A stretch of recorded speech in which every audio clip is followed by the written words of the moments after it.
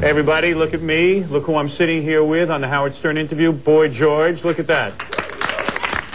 Wow. I didn't think it would ever happen that you would be here. This is a lot of people are excited about Boy George and Howard Stern meeting. In fact, we met in the hall briefly. I've heard a lot about you, actually. Yeah, and all bad things, right? No, I've heard from that you're evil to you're really intelligent. Yes. I mean, just all across the board. Well, you know what? Same kind of things people say about me. Exactly. At the end of the interview, I'll ask you for your impressions of me. I know you're always honest, true? Well, I wouldn't be able to tell you what you're like after one meeting. Oh, yes, you would. Believe me. With me, have to have dinner. An instant dose of dinner after the show? Fascinating. But yet you saw me in the hall for the first time and you said, I didn't expect you to look like that, true? Yeah, I thought you'd be kind of, I thought older. Really? With no hair. Very square.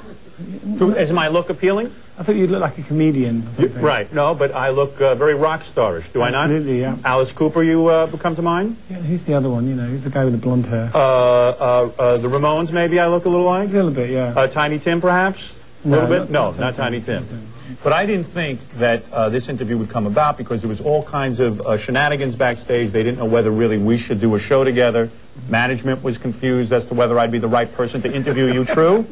I don't know about that. Now, later on, I would like to bring out your manager to find out what the fear is of Howard Stern. How could Boy George be afraid of me? You have always been so open and honest. And my manager definitely wouldn't come on TV. He would not? No, he hides. He hides? He doesn't like high profile. But your manager is someone who just stays with you through thick and thin, through your ups and downs, yeah. has always stuck with you. Yeah. And you will always stick with him. Yeah. You would never dump him. No. He's my friend. He is your friend. Yeah. Because even when you're at your lowest, he stayed with you. Yeah. This is going to be good. Now, George, isn't it true that you wrote a lot of hit songs, and a guy who wrote a lot of hit songs usually gets the respect of the music industry? Am I correct? Well...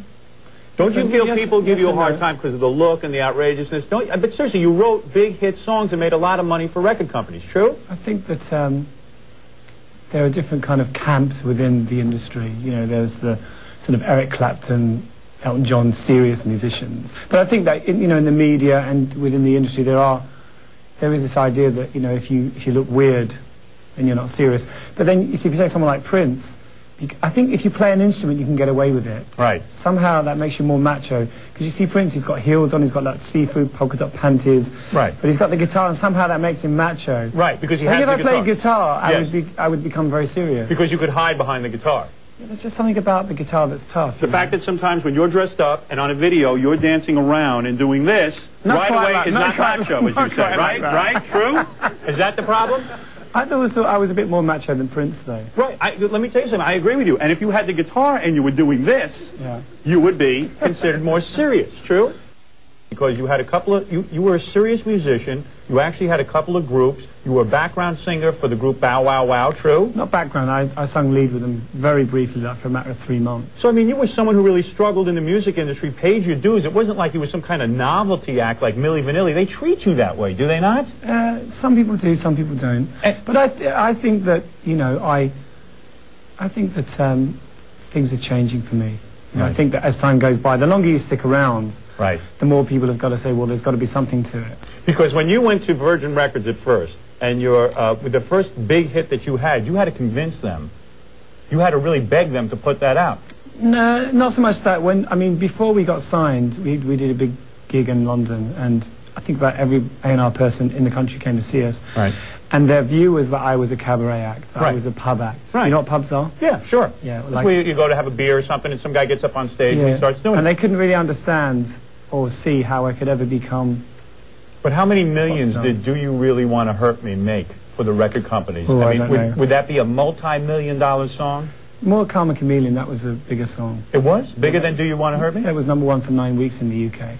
And a song like that, you became a multi-millionaire almost overnight, true? Not almost overnight. You are a multi-millionaire, are you not? I am sitting here on the couch with a multi-millionaire. Now that's got to feel good. I wish I could...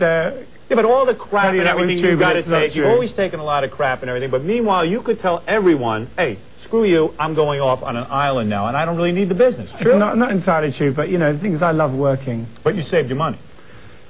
Some of it. No, actually, to be quite honest with you, I don't save money, really. As I get older, I'm starting to be a bit more practical, but when I was in Culture Club, I just used to have like round-the-clock limousines. Oh, really? So you had I limousines, you had an incredible lifestyle, and you said, I was every bit the cartoon pop star. Really? And you didn't like 3 care years. how much money you went through? Is it because you believed you'd always be on top and you'd make more and more money? I think I thought it would be endless. Yeah, I mean, people around me said, like, you can't do that. And I was like, yeah, right. You know, I'll do what I like. Right. I think these days, I mean, I've never been a sort of money-orientated person. You know, I think you make money, you spend it. Right. You know, you have a nice life, you surround yourself with nice people, you eat well. You just enjoy your money. I don't believe in investing it in the stock exchange or... But yet it still comes in and you're set for life. True? Well, we can establish that? Are you set for life? Is George set for life? Yes. No, I'm not set for life. I mean, I'm okay. You live in a big house? Pretty big. What is it, like a castle or something? No, it's not a castle. Not a castle? What's this guy like? Take a deep breath. I gotta calm down. I gotta calm down. Administer the Valium now. No, well, I mean, you listen, there was so much negotiation going on before the interview that I'm a little wired right now. I'm going to run out right now. My house is like...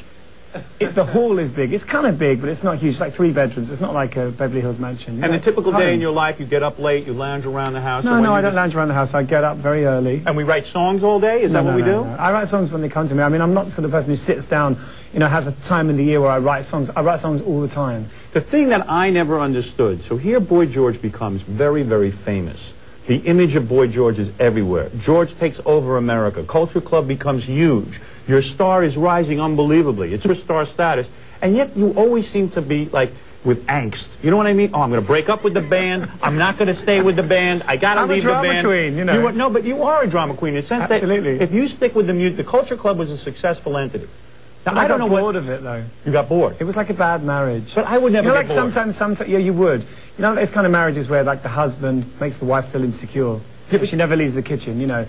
It's a bit like that. Culture Club was like... too much jealousy, too much ego. It got boring, and actually why I make music is because I love music, and when I don't like working. But let me give you this analogy. I want to enjoy what I do. Yeah, but let me give you this analogy. It's like, sort of like, remember the TV show? So I lie down. Yeah, lay down on the couch, I'll talk. You remember the TV show All in the Family? Uh-huh. And, like, all these guys had to leave the show. It's a hit show. The guys in MASH, they had to give up the show. It was a huge hit show. Even Cheers, the TV show Cheers, huge and successful. They have to leave the show. They have to go do something else. To me, when you get something successful... But that's so American. It is American. That's my work ethic. In America, people can't understand why you know, like, success is it. Right. You can be miserable, but if you're successful, everything's fine. Absolutely, I agree with that. I don't believe in that. I believe in that. I don't believe in that. I believe in that. If there's anything I believe in, I believe if you're successful, you're happy. I swear to God. But anyway, Boy George is here. We have the new single Crying Game is very big. We're going to talk about that. We're going to go through your life. We're going to go through your career. And we'll be back. Hopefully we'll be back. If George gets mad, though, he might walk out. True? So far, so good. All right, so far, so good. We're making it through. We'll be back on the Howard Stern interview right after these words.